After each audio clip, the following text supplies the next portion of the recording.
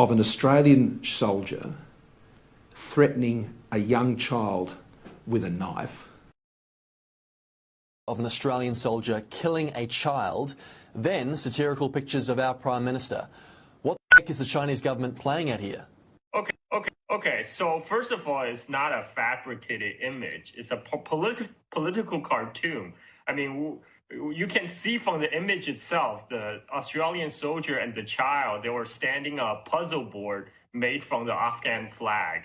To call this a fabricated image is like calling Picasso's painting of Guernica a fabricated painting. I mean, it's ridiculous. Hang on, but surely you can see how offensive it is. Can you not see how it could cause so much offence here? I mean, we could debate semantics, but you could see how objectionable it is as a depiction of an Australian soldier slaying a child. Do you not think that's objectionable? Well, it's a political satire, and it's a political satire depiction of a real events. I mean, we have the reports from the Australian government about two SAS soldiers who slit throats of two 14-year-old Afghan children. I mean, like, if anything, if you can call it a false depiction, it's false because it only has one child instead of two.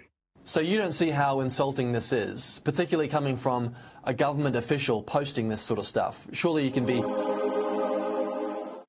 critical of the actions of these Australian soldiers without posting something so graphic and insulting.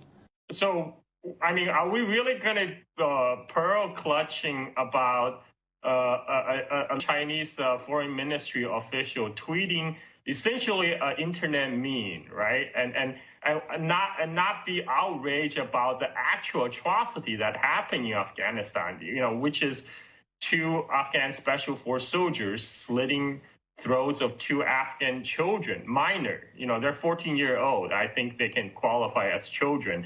And the fact is that those soldiers are not, yes, there was investigation, but, then what we have is just their dismissal. For a very gross violation. Well, hang on, there isn't a dismissal. There is a high-level investigation going on into these alleged activities. The seriousness of this episode isn't undersold here in Australia.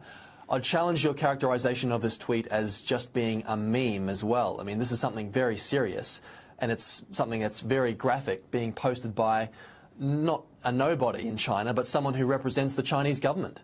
Scott Morris criticize China all the time. I mean, so does Australian media. I mean, that's why is it suddenly unacceptable for China to criticize Australia? I think it's kind of hypocritical for Australia to say that we can criticize you, on human rights ground, but you cannot criticize us.